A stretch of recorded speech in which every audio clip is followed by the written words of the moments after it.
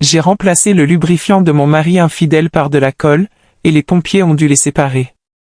Je suis monté dans la voiture de mon mari et j'ai trouvé un tube de lubrifiant intime dans la boîte à gants. Je n'ai rien dit. Je l'ai simplement remplacé en secret par de la super colle industrielle. Et ce qui s'est passé ensuite a forcé nos voisins à appeler les pompiers en urgence. Je suis si contente que vous soyez là. Si vous regardez cette vidéo, merci d'aimer et de vous abonner à ma chaîne et de me dire dans les commentaires d'où vous écoutez mon histoire de vengeance. Je veux savoir jusqu'où elle a voyagé. J'étais assise à la table de la cuisine. Le silence dans la maison était aussi épais que le brouillard matinal. Un silence qui était devenu un invité constant et indésirable. La vieille horloge murale, un cadeau de mariage de ma défunte mère, tic-taquait avec un rythme implacable et accusateur. Chaque battement était un rappel douloureux d'une vie que je commençais à soupçonner d'être un beau mensonge, méticuleusement construit. Mon mari Julien venait de rentrer d'un de ses innombrables dîners d'affaires. Il avait l'air non seulement épuisé, mais hanté, comme s'il portait le poids d'un secret trop lourd à supporter. Son visage était une carte de la fatigue et de la culpabilité, des rides creusées autour des yeux et de la bouche qui n'était pas là avant. Il a jeté sa veste sur le canapé avec une lassitude qui semblait jouer, a desserré sa cravate comme si c'était une corde qu'il cherchait désespérément à fuir, et s'est effondré sur le lit, les ressorts familiers gémissant sous son poids, sans même prendre la peine de se doucher.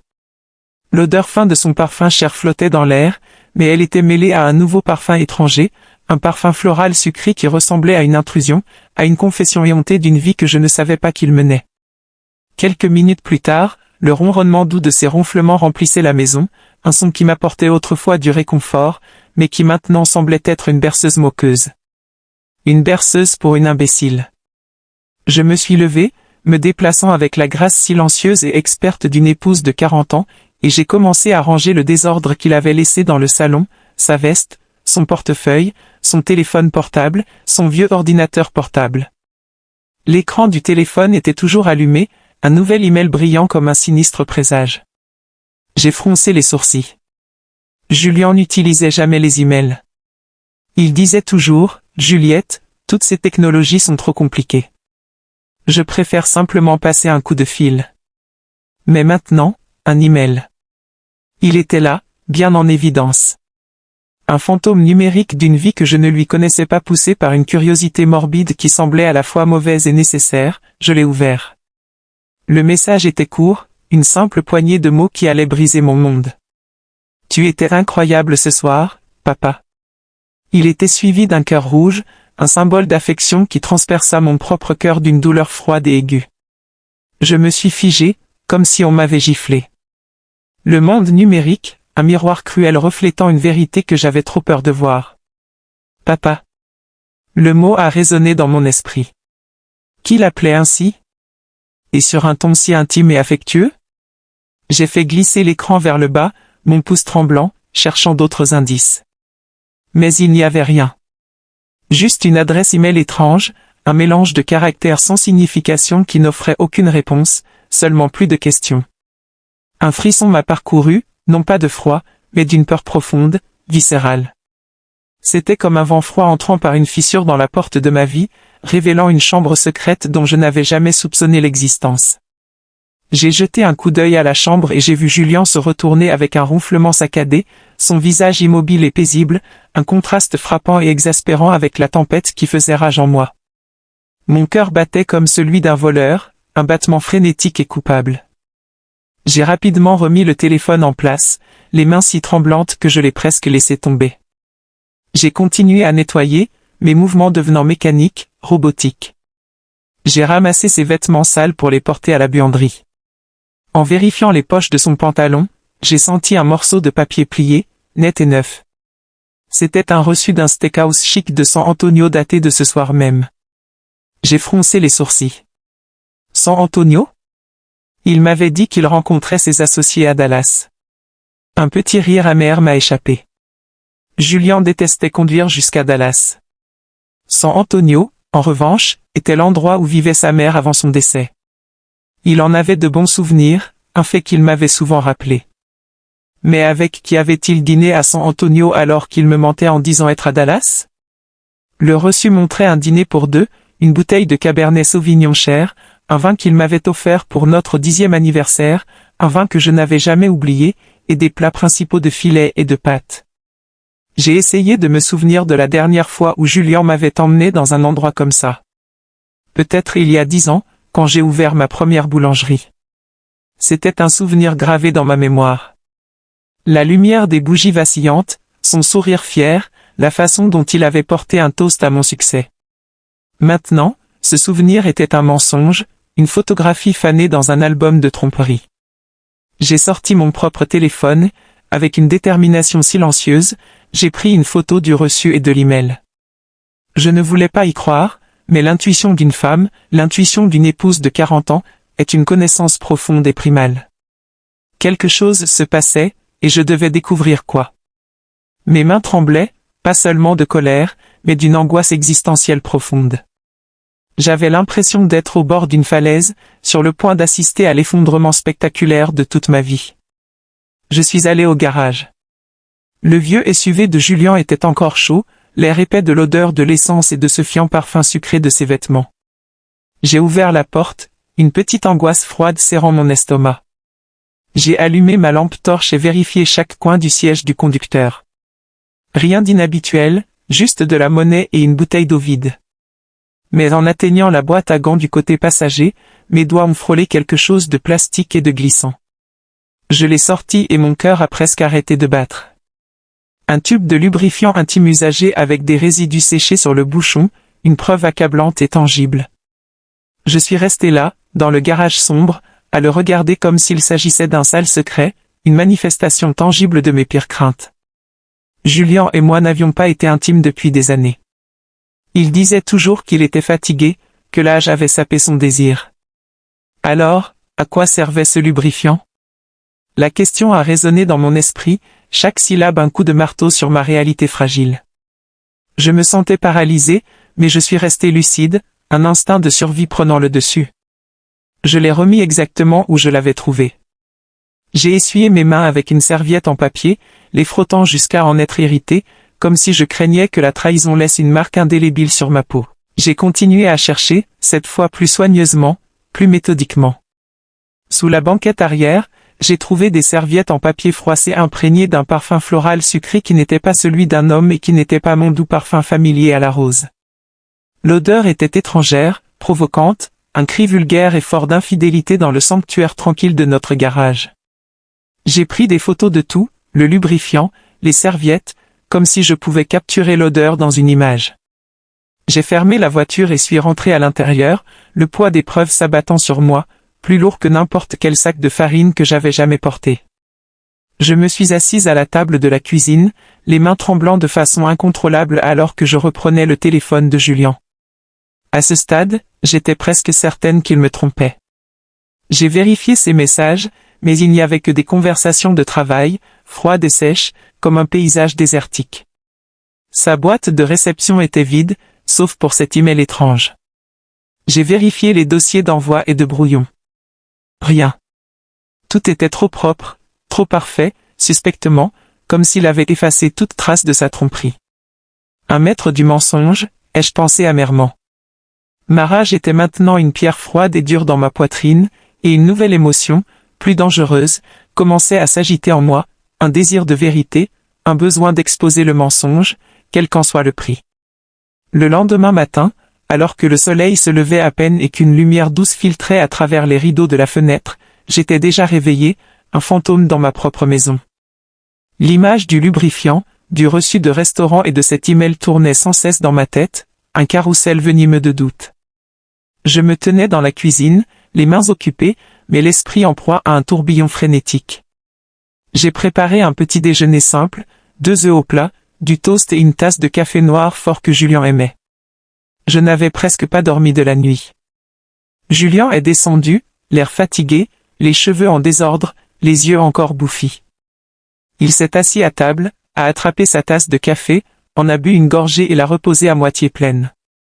J'ai une réunion importante aujourd'hui, a-t-il dit d'une voix rauque, une réplique qu'il avait utilisée d'innombrables fois auparavant sans me regarder dans les yeux. Je suis sûr que je rentrerai tard. Il était si doué pour ça, ai-je pensé. Les mensonges faciles, le ton décontracté, ça me glaçait le sang.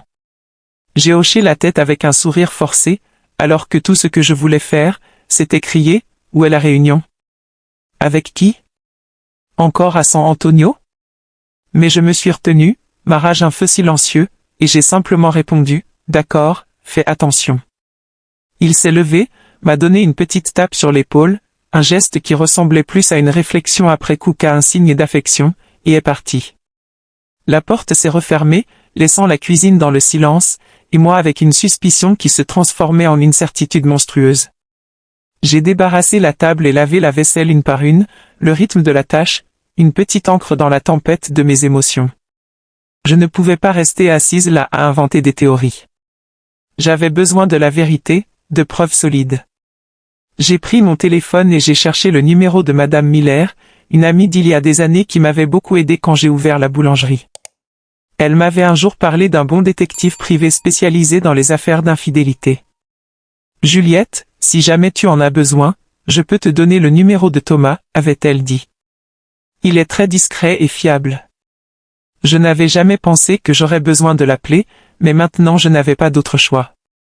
J'ai composé son numéro, ma voix tremblante, chaque sonnerie un battement de tambour de mon anxiété grandissante.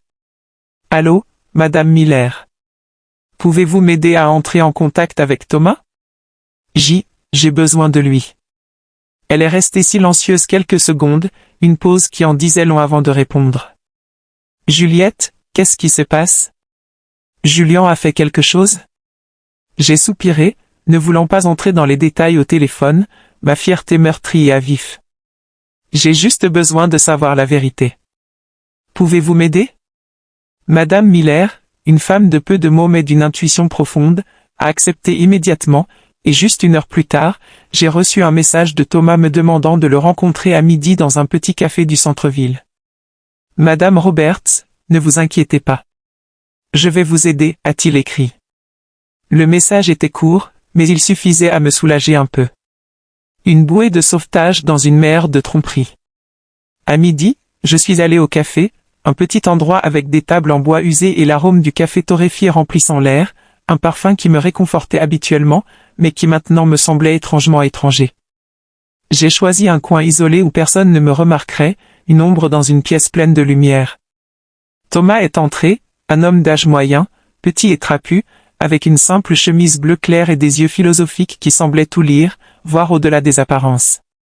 Je lui ai remis une clé USB avec les photos que j'avais prises la veille soirée. L'email étrange, le reçu de restaurant, le tube de lubrifiant et quelques serviettes. C'est tout ce que j'ai, ai-je dit, la voix tremblante. Je ne suis pas sûre, mais je pense que mon mari me trompe. Les mots avaient un goût de cendre. Thomas a hoché la tête, examinant chaque image sur son téléphone, son visage impassible, une façade professionnelle cachant ses pensées. Il a soigneusement pris des notes dans un petit carnet.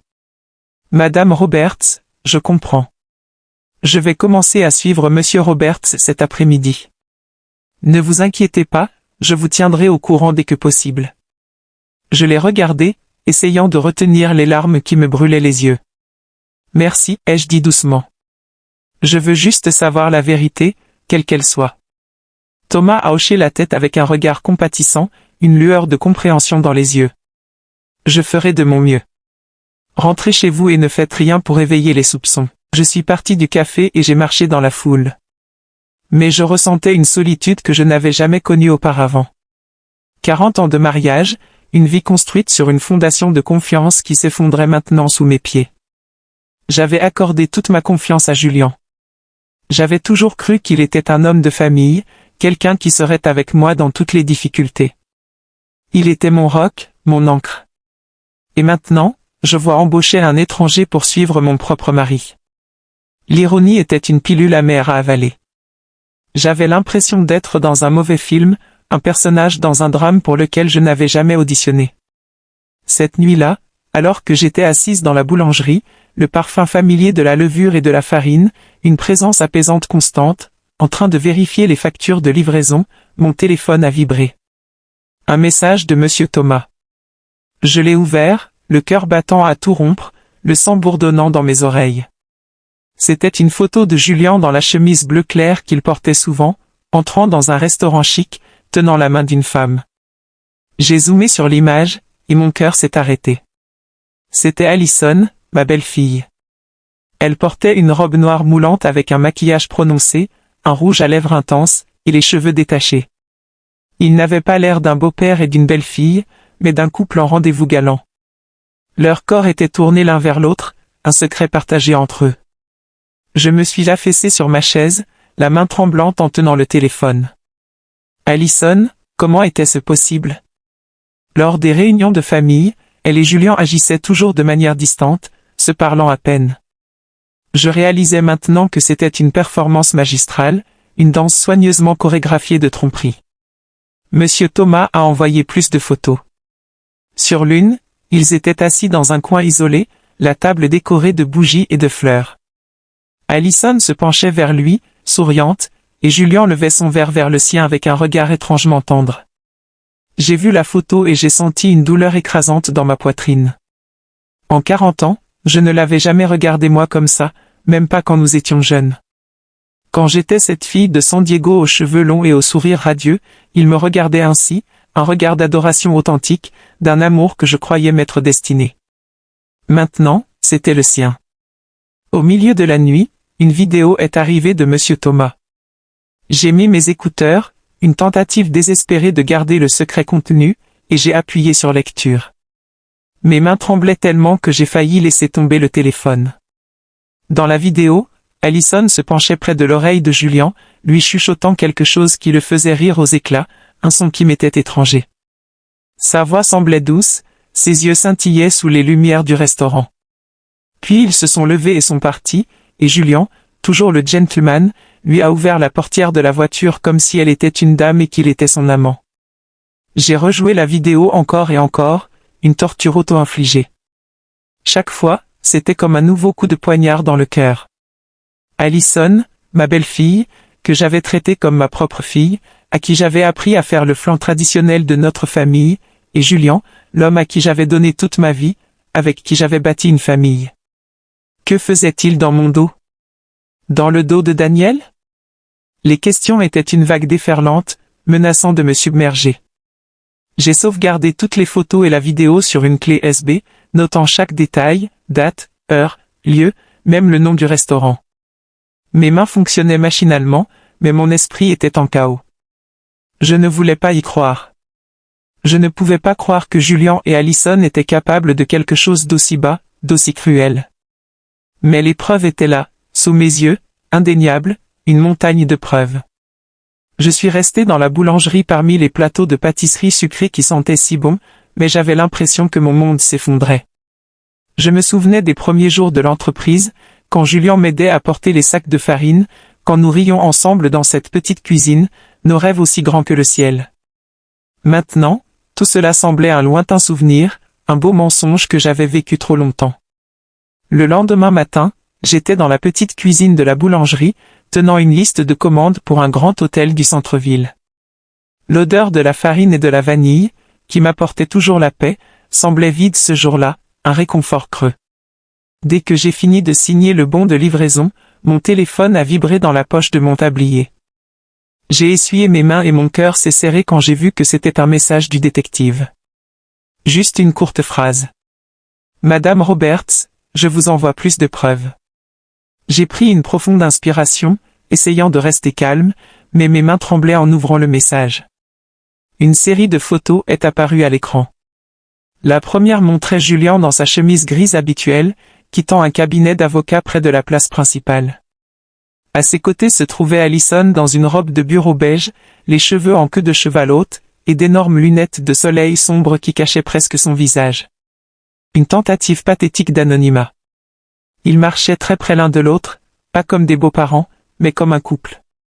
Leur corps, un témoignage de leur lien interdit. Sur la photo suivante, ils se tenaient devant un hôtel 4 étoiles avec des portes en verre étincelantes et une enseigne dorée. J'ai zoomé, cherchant désespérément un signe pour nier ce que je voyais, mais il n'y avait rien. Ils avaient l'air trop naturels, trop à l'aise ensemble, faisant partie d'un monde dont je ne faisais pas partie. Puis est arrivée une courte vidéo de Monsieur Thomas. J'ai appuyé sur lecture et mon cœur a battu si fort que j'ai cru qu'il allait exploser. Un tambour frénétique contre mes côtes. Le plan était pris de loin, mais il était assez clair pour voir Julian et Allison sur le balcon du 3e étage de l'hôtel. Son bras était autour de sa taille, et elle reposait sa tête sur son épaule, ses longs cheveux bougeant doucement dans le vent. Et puis, comme un coup de poignard, je les ai vus s'embrasser rapidement sans essayer de se cacher. C'était un baiser bref, mais suffisant pour brûler la dernière étincelle d'espoir qui me restait. J'ai rejoué la vidéo image par image, chaque image creusant plus profondément dans mon âme, une lente et agonisante descente aux enfers. Le rideau de la chambre s'est ouvert légèrement, et Allison est sortie en courant pour embrasser Julian, son visage illuminé de bonheur, comme si elle était une jeune fille amoureuse. Je me suis affaissé sur la chaise, agrippant le bord de la table pour ne pas m'effondrer. Monsieur Thomas a écrit, ils ont aussi loué la chambre pour l'après-midi. On dirait qu'ils y passent la nuit. Je vais continuer à les surveiller. J'ai lu le message encore et encore, la gorge serrée, comme si on m'étranglait. Juste quelques heures plus tôt, Julian m'avait écrit, « Juliette, je ne rentrerai pas ce soir. Je dois rencontrer un partenaire potentiel de passage. Repose-toi bien. » Le ton était doux et attentionné, comme il l'avait été pendant des années. Mais maintenant, je savais que c'était un mensonge. Un mensonge bien construit. Un partenaire potentiel de passage. Il n'était pas en déplacement. Il était ici, dans un hôtel 4 étoiles avec notre propre belle-fille. J'ai ouvert mon disque dur portable et soigneusement sauvegardé chaque photo et chaque vidéo. Chaque fois que j'appuyais sur « Enregistrer », je regardais l'image comme pour m'assurer que je ne rêvais pas. Dans la vidéo, le regard de Julian vers Allison était si tendre. La façon dont il caressait ses cheveux me rappelait la façon dont il le faisait avec moi il y a plus de 30 ans. Nous étions jeunes et je croyais que notre amour durerait toujours. Une promesse murmurée sous un ciel étoilé de San Diego. Maintenant, en voyant cela, tout ce que je voyais, c'était des mensonges et une trahison flagrante. Je me souvenais des réunions de famille, tout le monde assis autour de la table, un tableau de notre famille parfaite. Allison s'asseyait toujours loin de Julian. Parfois, elle le regardait même avec dégoût. Daniel plaisantait, « Maman, je crois qu'Allison ne supporte pas papa. Elle l'évite comme la peste. » Je le croyais, moi aussi. Je pensais qu'ils ne s'entendaient tout simplement pas, qu'elle essayait juste de s'intégrer dans la famille. Mais maintenant, je comprenais que tout avait été une farce, une danse soigneusement chorégraphiée de tromperie. Il jouait trop bien devant moi, devant Daniel, devant tout le quartier. Je me sentais comme une imbécile, une épouse aveugle, trahie par 2 traîtres sous son nez. Les gens vaquaient à leurs occupations, inconscients de ce qui se passait sur ce balcon d'hôtel. Mais Monsieur Thomas avait capturé le moment parfait comme un chasseur silencieux, un instantané de ma réalité. J'ai répondu, « Merci. Continuez à surveiller. J'ai besoin de tout savoir. » Il a répondu brièvement, « Je le ferai. Restez calme. » Cette nuit-là, je suis retourné dans la maison qui avait été mon foyer avec Julian. Elle semblait étrangère maintenant, un lieu de fantômes et de mensonges. J'ai ouvert le tiroir de la commode et sorti une épaisse enveloppe, mes mains agissant avec une sombre détermination.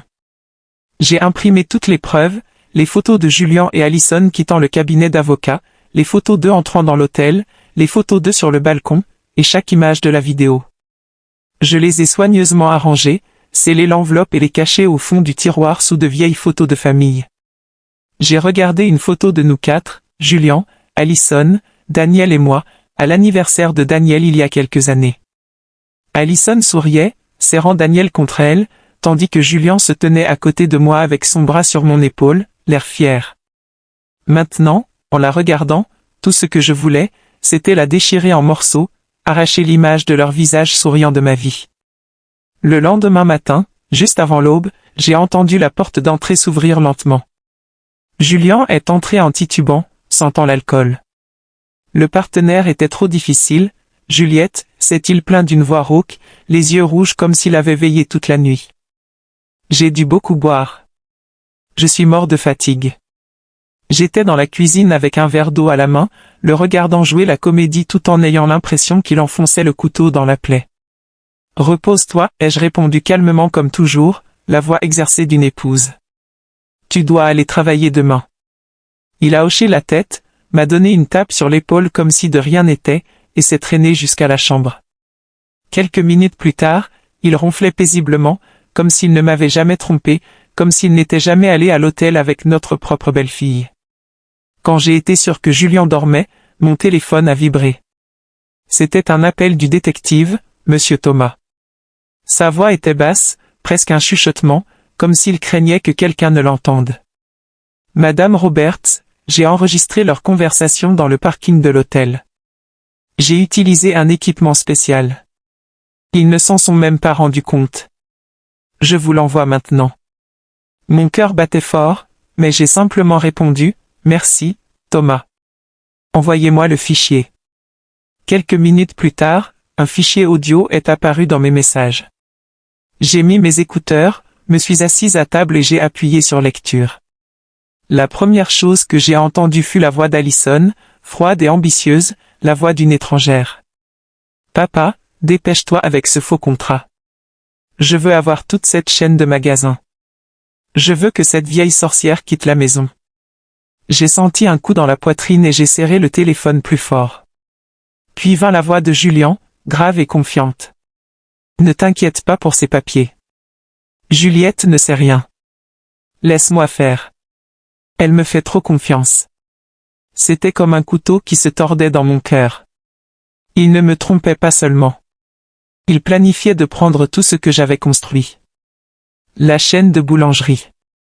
Toute la sueur, les larmes et les nuits blanches. Chaque fournée de pain cuit au four. Tous les trajets en ville pour livrer et préserver ma réputation. Tout était à moi. Julien ne s'était jamais sali les mains dans la cuisine.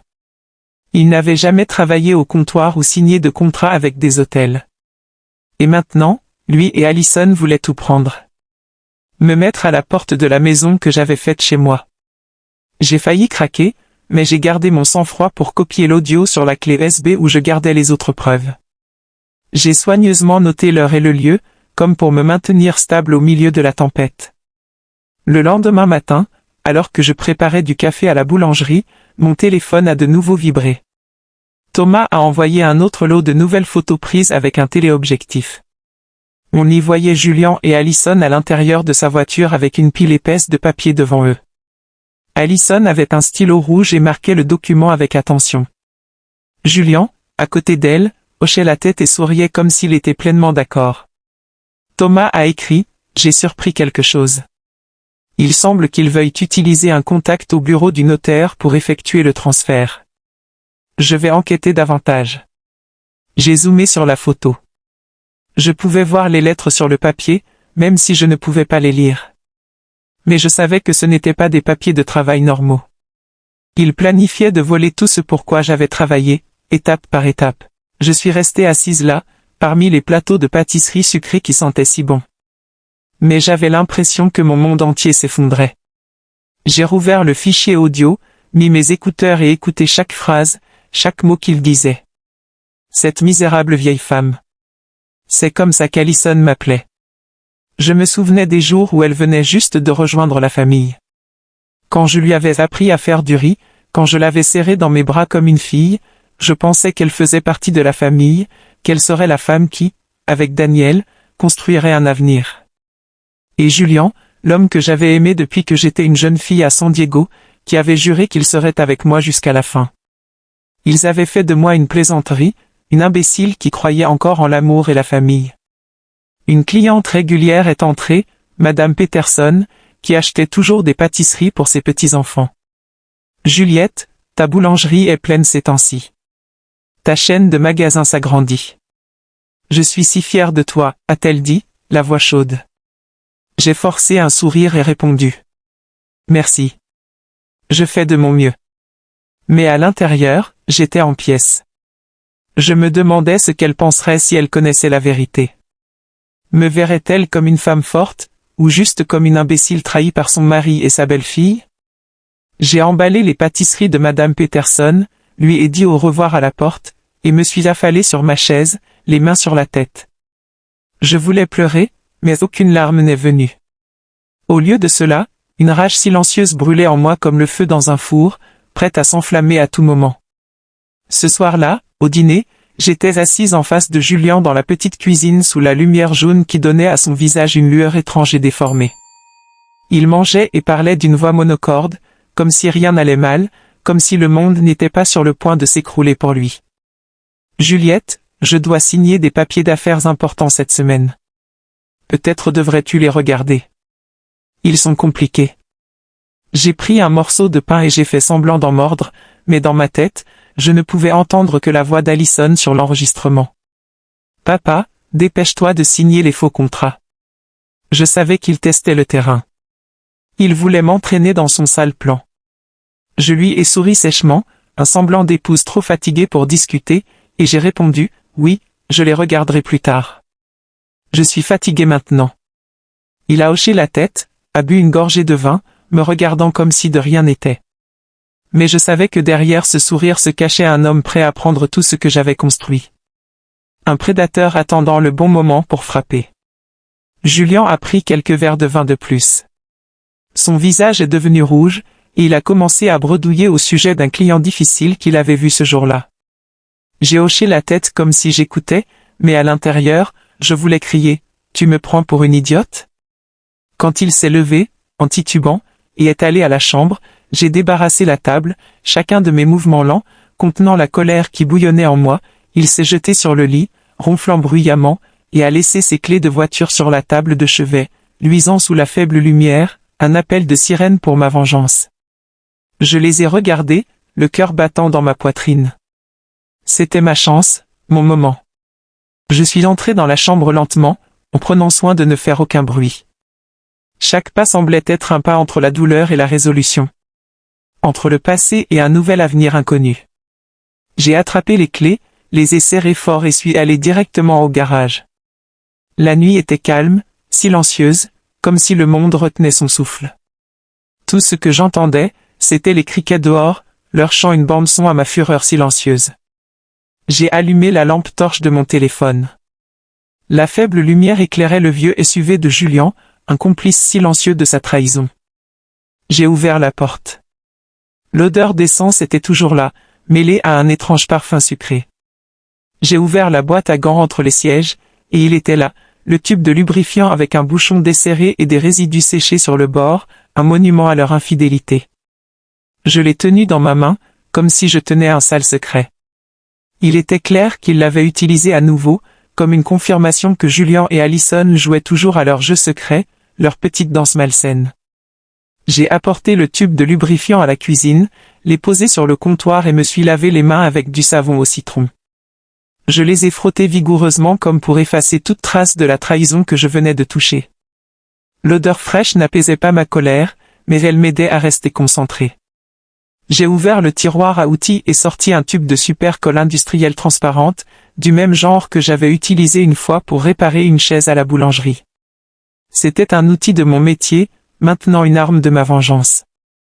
J'ai soigneusement dévissé le bouchon du lubrifiant et rempli le tube avec la colle, goutte à goutte, jusqu'à ce qu'il soit complètement plein.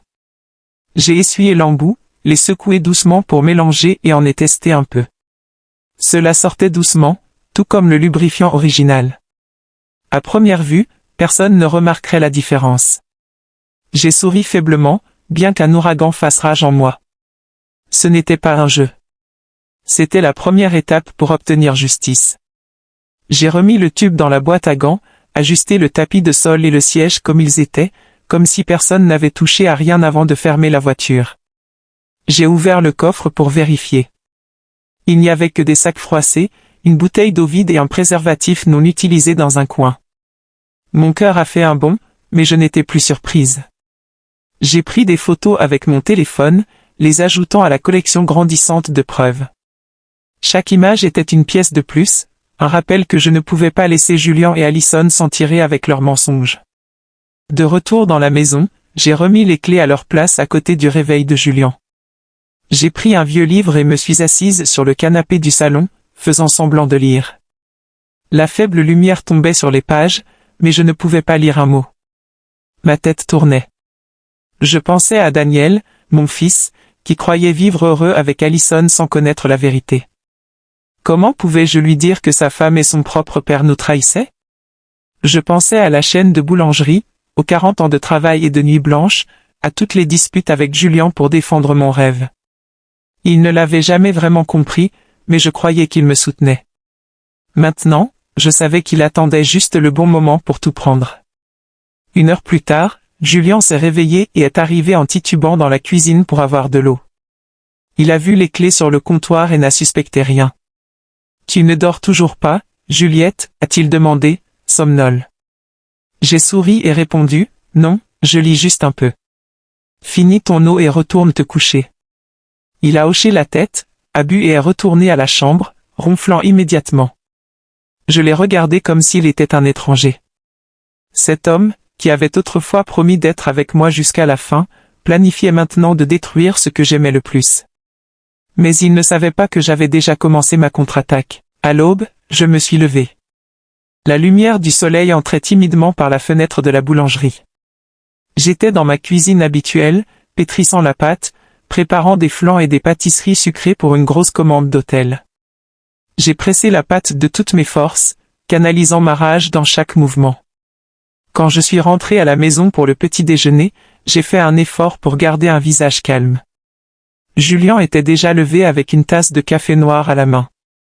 Je lui ai servi des œufs et du toast.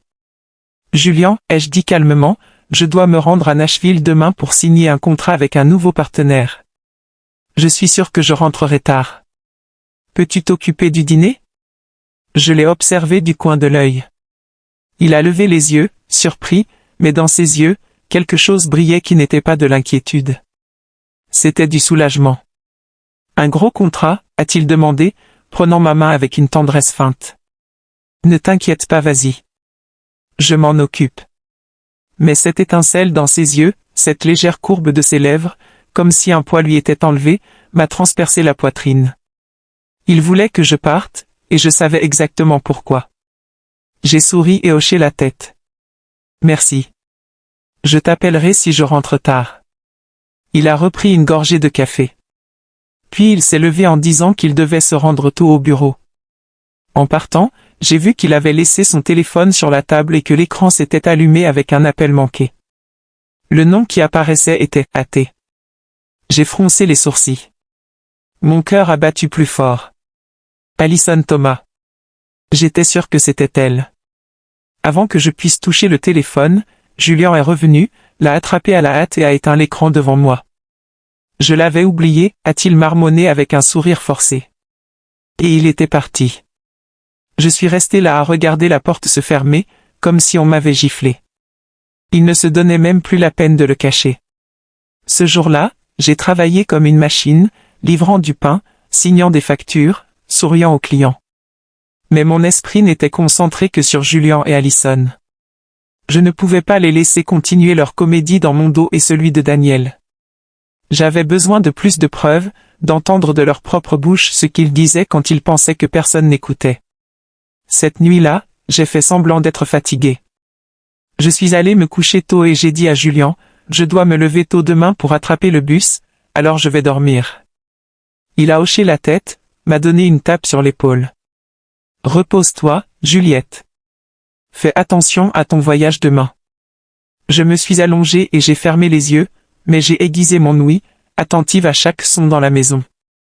Vers minuit, quand les ronflements de Julien ont cessé, je l'ai entendu se lever du lit silencieusement. La faible lumière de son téléphone brillait dans l'obscurité. Il a quitté la pièce avec son téléphone, pensant que je dormais. Je suis resté immobile, le cœur battant. Puis je me suis levé lentement et l'ai suivi sur la pointe des pieds. Je me suis caché derrière le lourd rideau du salon et je l'ai vu debout dans un coin sombre près de la fenêtre. Il a mis le téléphone contre son oreille et a parlé doucement. « Oui, bien sûr. Viens à la maison demain. Nous n'aurons plus à nous cacher dans un hôtel. Juliette doit partir en ville pour signer un contrat et elle rentrera tard. » J'ai entendu un petit rire étouffé de l'autre côté. La voix douce d'Alison. « C'est génial, papa. Enfin, on pourra se détendre. » Julien a ri, répondant, « Oui, bientôt. Je t'attendrai. » Je suis resté là derrière le rideau, sentant mon sang bouillir. Il ne me trompait pas seulement. Il planifiait de transformer ma maison. La maison de mon fils et la mienne, en leur lieu de rencontre. Je suis retourné à la chambre en silence, j'ai ouvert un tiroir et sorti l'ancien enregistreur de Daniel, celui que je lui avais acheté pour l'université pour enregistrer ses cours. J'ai vérifié la batterie, en ai mis une nouvelle et allumé l'enregistrement continu. Je l'ai caché derrière l'étagère de la chambre à côté de la tête de lit, certaine qu'il capturerait tout. J'ai soigneusement ajusté le câble et l'ai caché avec un cadre photo de famille. La photo de nous quatre au mariage de Daniel et Allison. En la regardant, j'ai senti un goût amer. Le sourire d'Allison, l'étreinte de Julian. Maintenant, tout n'était que mensonge. Avant de retourner au lit, j'ai vérifié une fois de plus que l'enregistreur fonctionnait. J'ai placé le cadre photo juste comme il faut pour cacher le câble. Puis, je me suis allongé, faisant semblant de dormir. Julian est revenu à la chambre, s'est jeté sur le lit et s'est mis à ronfler comme si de rien n'était. Mais mes yeux étaient grands ouverts dans l'obscurité, plus éveillés que jamais. J'ai attrapé l'horloge et réglé le réveil plus tôt que d'habitude. J'ai fermé les yeux, mais pas pour dormir. J'étais prête pour la prochaine étape de mon plan. Je me suis réveillé à 5 heures du matin, quand il faisait encore noir. Seule la faible lumière des réverbères entrait par la fenêtre. La maison était silencieuse. Tout ce que j'entendais, c'étaient les ronflements réguliers de Julian venant de la chambre. J'étais dans la cuisine avec une tasse de café froid à la main, fixant la poêle à frire pleine d'huile qui était déjà sur la cuisinière. C'était la dernière étape de mon plan, un simple piège à fumer, mais suffisant pour révéler la vérité. J'ai attaché une ficelle fine à l'allumeur de la cuisinière. Je l'ai fait passer jusqu'à la fenêtre et l'ai attachée à un objet lourd, une vieille boîte de café que j'ai trouvée dans le placard. Il me suffisait de la tirer à distance, et la flamme mettrait le feu à l'huile, créant une épaisse fumée noire, suffisante pour alerter les voisins. J'ai ouvert un peu la fenêtre près de la cuisinière pour que la fumée puisse sortir. Puis je l'ai testé une fois. La fumée s'est élevée rapidement, formant des spirales comme un avertissement. Je l'ai éteinte immédiatement, j'ai tout vérifié à nouveau et me suis assuré de ne laisser aucune trace qui pourrait rendre Julian suspicieux. J'ai enfilé une veste, attrapé mon grand sac à main et fait semblant de partir en voyage. Avant de partir, je suis entré dans la chambre et secoué doucement Julian. « Je dois aller à la gare routière tout de suite », ai-je dit d'une voix calme. « Je vais signer un contrat. Je rentrerai probablement tard ce soir. » Il a ouvert les yeux et, d'une voix endormie, a répondu « D'accord, fais attention, Juliette. Appelle-moi si tu as besoin de quoi que ce soit. » Puis il a enfoui son visage dans son oreiller et s'est rendormi. Je l'ai regardé, l'homme que j'avais autrefois aimé et en qui j'avais eu confiance. Maintenant allongé là, inconscient du piège qui l'attendait. Je me suis détourné, le cœur lourd, mais les jambes stables. Au lieu d'aller à la gare, je suis allé de l'autre côté de la rue chez Madame Peterson. C'était ma voisine et mon amie. Elle a ouvert la porte et m'a regardé, inquiète, en voyant mon sac. « Juliette, qu'est-ce que tu fais debout si tôt ? » « Quelque chose ne va pas ?» a-t-elle demandé avec affection. J'ai forcé un sourire. « Madame Peterson, puis-je rester ici quelques heures ? » J'ai besoin de surveiller ma maison. Elle a froncé les sourcils, mais n'a rien dit d'autre. Elle m'a versé une tasse de café chaud et m'a donné une chaise près de la fenêtre. De là, je pouvais voir l'entrée de ma maison où Julian et Allison entreraient et où la vérité serait révélée. Vers 10 heures, un taxi s'est arrêté devant la maison. Allison en est descendue, portant une robe légère à fleurs et de grandes lunettes de soleil comme si elle craignait que quelqu'un ne la reconnaisse. Julian a ouvert la porte, a regardé autour de lui à la hâte et l'a rapidement fait entrer. J'ai serré ma tasse de café plus fort, le cœur battant dans ma poitrine. C'est l'heure, ai-je murmuré et j'ai allumé l'application sur mon téléphone connecté à l'enregistreur caché que j'avais laissé dans la chambre. Le son a commencé à passer dans mes écouteurs. Le rire d'Allison, le cliquetis des verres, des pas lourds. Puis j'ai entendu la voix grave de Julian. « D'accord, nous n'avons plus à nous cacher dans un hôtel. » Allison a ri. « Tu sais vraiment choisir tes moments. La vieille sorcière est partie, n'est-ce pas ?» J'ai mordu mes lèvres, retenant la rage en l'entendant m'appeler « la vieille sorcière » avec tant de mépris. Puis le lit a commencé à grincer avec d'autres sons que je ne voulais pas continuer à écouter. J'ai fermé les yeux, pris une profonde respiration et me suis dit, plus que quelques instants, Juliette. Plus que quelques instants. Quelques minutes plus tard, soudain, Allison a crié, « Qu'est-ce que c'est que ça ?» Nous sommes collés. Sa voix était pleine de panique, presque sanglotante. Julian a grogné, « Tais-toi. » « Attends, laisse-moi voir. » J'ai souri.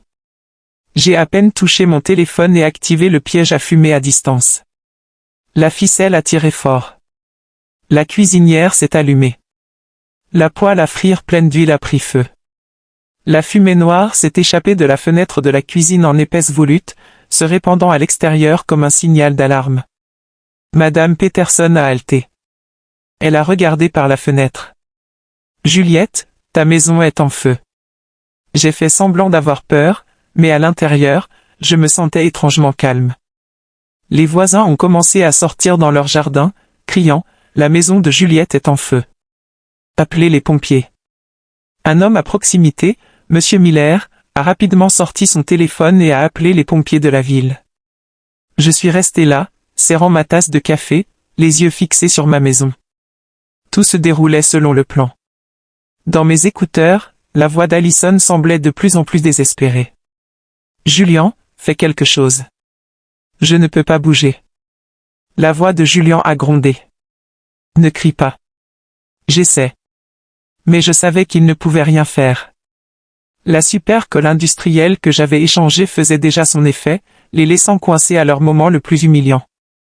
Je les imaginais luttant, effrayés, et une partie de moi se sentait satisfaite. Non pas parce que j'étais cruel, mais parce qu'ils m'avaient poussé à cela. Ils voulaient prendre ma boulangerie, ma famille, même mon honneur. Maintenant, je allais leur faire payer. J'ai regardé par la fenêtre. La fumée continuait à monter, s'épaississant. Les voisins se rassemblaient, criant dans la panique. « Qu'est-ce qui se passe ?» a demandé quelqu'un. « Où est Juliette ? » « Elle est partie en déplacement pour le travail, c'est ce que j'ai entendu, » a répondu un autre. Madame Peterson, debout à côté de moi, m'a regardé avec des yeux suspicieux, mais n'a rien dit. Elle a juste serré ma main doucement. Je savais qu'elle se doutait de quelque chose, mais je n'avais pas besoin de lui donner d'explication. La vérité était sur le point d'éclater, et j'étais prête. Juste 10 minutes plus tard, la sirène d'un camion de pompiers a retenti au bout de la rue comme un glas. Le véhicule rouge a accéléré et s'est arrêté brusquement devant ma maison. J'ai vu Daniel sauter de la place du conducteur dans son uniforme de chef des pompiers, le visage tendu. Mon fils a crié d'une voix ferme, « Préparez l'équipement, vite. Il y a peut-être des gens à l'intérieur. » Je l'ai regardé et j'ai senti une douleur aiguë. Mon fils, toujours si fier de sa famille et de ses parents. Maintenant, il allait affronter la vérité la plus cruelle. Je voulais courir l'embrasser pour lui dire que j'étais désolé de lui avoir fait voir une chose pareille, mais je me suis retenu et j'ai marché derrière Madame Peterson, qui m'a silencieusement accompagné à l'hôpital. Nous nous sommes assises dans le couloir du 3e étage en attendant tandis que je maintenais l'expression inquiète d'une épouse qui venait d'apprendre que sa maison avait pris feu. Des heures plus tard, un médecin est sorti, de la sueur sur son front. Il m'a regardé et a parlé d'une voix basse. « Madame Roberts, nous avons réussi à les séparer. Heureusement, il n'y a pas de dommages graves. Ils ont juste besoin d'une pommade pour la peau. » J'ai hoché la tête, faisant semblant d'être soulagé, tandis que mes doigts effleuraient discrètement mon sac où j'avais caché 2 tubes de moutarde épaisse que j'avais préparés. « Merci, docteur, ai-je dit, la voix tremblante pour cacher mes plans. « Puis-je les voir ?» Il a hoché la tête et m'a conduite au poste des infirmières où elles m'ont remis 2 tubes de pommade. L'infirmière, une jeune femme, m'a regardé avec compassion. « Madame, c'est une situation très difficile. Je suis tellement désolé. » J'ai souri faiblement, et au moment où elle s'est retournée, j'ai échangé les tubes contre la moutarde que j'avais dans mon sac. Mes mains bougeaient rapidement et avec assurance, comme si je l'avais répété des centaines de fois dans ma tête. Je suis entré dans la chambre d'hôpital avec un tube de moutarde à la main, feignant l'inquiétude. « Julian, Allison, ça va ?» Allison était dans le lit, les cheveux en désordre, les yeux rouges, incapable de me regarder. Julian, toujours pâle, a marmonné, « Juliette, je peux expliquer. » Mais je ne l'ai pas laissé continuer. J'ai posé le tube de moutarde sur la table à côté du lit et je suis parti. Quelques minutes plus tard, un cri déchirant est venu de la chambre. Allison se couvrait le visage, pleurant. « Ça brûle. Ma peau est en feu. » Julian se tordait dans le lit, jurant. « Qu'est-ce que c'est que ça? Qui a fait ça? » Tout le couloir était en émoi. Les patients et les membres de la famille sont sortis pour regarder. Une vieille femme a chuchoté à son fils. « C'est eux. Le couple de la vidéo de ce matin sur Internet. Le beau-père avec la belle-fille. Quelle honte. » Un autre a ajouté. « Il le mérite. » Le médecin a couru dans la chambre, demandant aux infirmières de nettoyer leur peau et d'appliquer un agent neutralisant. Mais l'humiliation de Julian et Allison était déjà publique, impossible à arrêter. La vidéo de Madame Peterson les montrant emportés sur un brancard s'était répandue dans tout le quartier et sur les réseaux sociaux. J'étais dans le couloir à écouter les murmures, ayant l'impression que le monde entier assistait à la chute de ces deux traîtres. Quand la foule s'est dispersée, Daniel est entré dans la chambre avec un dossier épais à la main. Je l'avais appelé dès que l'ambulance était partie, lui demandant de prendre l'enveloppe avec les preuves que j'avais sauvegardées dans le tiroir et les 2 actes de divorce que j'avais préparés. Il m'a remis le dossier, son regard vide sans dire un mot. Je l'ai ouvert, sorti les documents et les ai posés sur la table devant Julian et Allison. Je les regardai droit dans les yeux, ma voix froide, mais ferme. 40 ans de mariage se terminent ici. Signez ceci et ensuite faites ce que vous voulez tant que vous disparaissez de la vie de mon fils et de la mienne. Allison s'est effondrée, pleurant, regardant Daniel. « Chérie, pardonne-moi. J'ai fait une erreur. S'il te plaît, je t'en supplie. Pardonne-moi. » Mais Daniel l'a juste regardé, son regard dur comme la pierre, et est parti sans dire un mot. Julian a essayé d'attraper ma main, sa voix tremblante. « Juliette, écoute-moi. Je ne voulais pas ça. Je me suis éloigné, le coupant. Ne dis plus rien, Julian. Tu as choisi cette voie. » Il a crié désespérément, « Juliette, s'il te plaît. » Mais l'infirmière est entrée et a averti, « S'il vous plaît, taisez-vous. C'est un hôpital. » Je me suis retourné et suis parti sans regarder en arrière. Dans le couloir, j'ai vu Daniel adossé au mur, la tête dans les mains. Je me suis approché et ai mis ma main sur son épaule, mais il n'a pas levé le visage. « Maman, a-t-il chuchoté, la voix brisée. Pourquoi ça devait être papa? Pourquoi elle? » Je n'ai pas répondu. Je l'ai juste serré fort contre moi, partageant sa douleur avec la mienne. À ce moment, je savais que Julian et Allison avaient tout perdu, leur honneur, leur mariage, même leur sale plan. Mais Daniel et moi avions aussi perdu une famille. J'espérais seulement qu'avec le temps, nous trouverions la paix. Quelques semaines après le scandale, ma boulangerie était plus fréquentée que jamais. La petite cloche sur la porte ne cessait de sonner. Les clients entraient et sortaient avec des sourires et des compliments. « Juliette, tu es si forte, » a dit Madame Peterson, tenant un sac de flan fraîchement cuit. « Tout le quartier est fier de toi pour la façon dont tu as défendu ton entreprise familiale au milieu de toute cette saleté. » J'ai souri et les remercié. Les gens me soutenaient. Ils m'appelaient une femme forte, mais seul je savais que cette force venait des morceaux brisés de mon cœur. Chaque fois que je regardais le four où j'avais travaillé avec sueur et larmes pendant 40 ans, je me souvenais de Julian et Allison, qui voulaient tout me prendre, mais avaient échoué. Et je suis toujours là avec ma boulangerie, avec Daniel, et avec une nouvelle vie. Daniel a emménagé avec moi juste après ce jour. Il ne parlait pas beaucoup de ce qui s'était passé, mais j'ai remarqué le changement. Ce n'était plus le Daniel joyeux et toujours riant d'autrefois. Ses yeux semblaient maintenant profonds, comme s'il portait une blessure qui ne guérissait pas. « Maman, je veux rester ici un moment », m'a-t-il dit la première nuit en entrant avec sa valise. « Je vais t'aider à gérer la boulangerie, parler aux clients, tout ce dont tu as besoin. » Je l'ai serré dans mes bras. J'ai senti la chaleur du fils que j'avais élevé et j'ai simplement hoché la tête sans rien demander. Je savais que Daniel avait besoin de temps, et moi aussi. Chaque matin, nous ouvrions la boulangerie ensemble.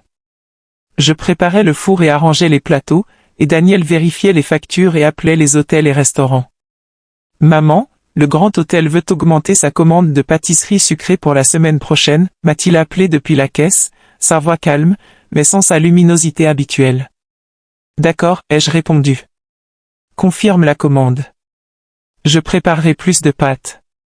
Ces moments simples me donnaient une paix que je n'avais pas ressentie depuis des années. Il n'y avait plus les faux regards de Julian, plus la voix douce et calculatrice d'Alison. C'était juste Daniel et moi prenant soin de ce qui nous restait.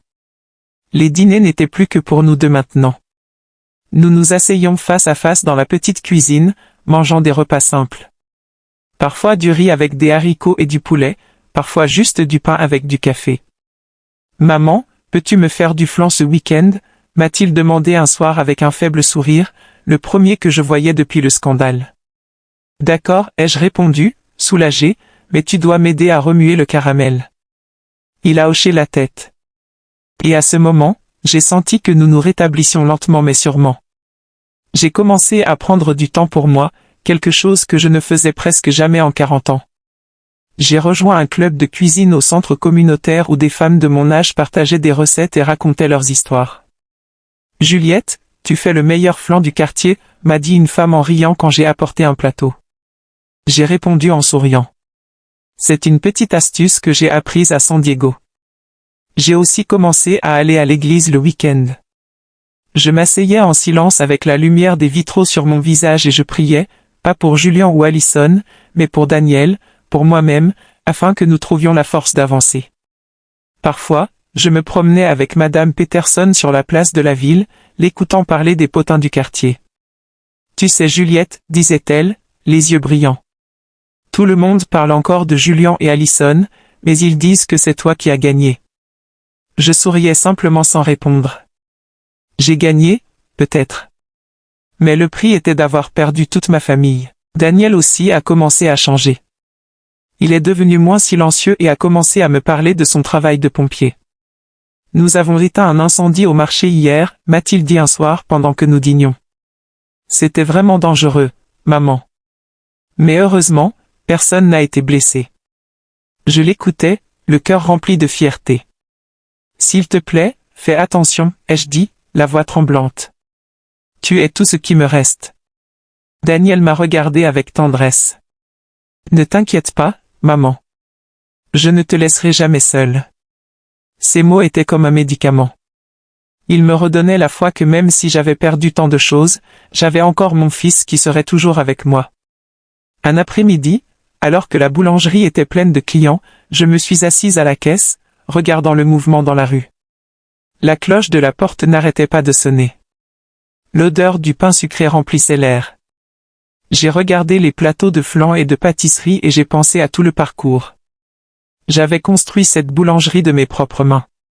D'une jeune fille de San Diego à une femme qui savait endurer. Julian et Alison voulaient tout me prendre, mais ils ont échoué. J'ai gardé ma boulangerie. J'ai gardé Daniel. Et le plus important, je me suis gardé moi-même. Avez-vous aimé mon histoire? Et de quelle ville écoutez-vous? Rencontrons-nous dans les commentaires. Si vous aimez l'histoire, vous pouvez me soutenir en m'envoyant des super merci pour que je puisse continuer à apporter plus d'histoires comme celle-ci. Merci beaucoup pour votre doux soutien. J'ai hâte de lire vos commentaires sur l'histoire. Sur l'écran, vous pouvez voir 2 nouvelles histoires de vie que je recommande vivement. Il y a tellement plus sur ma chaîne. N'oubliez pas de vous abonner. À bientôt dans la prochaine histoire de vie. Avec amour et respect.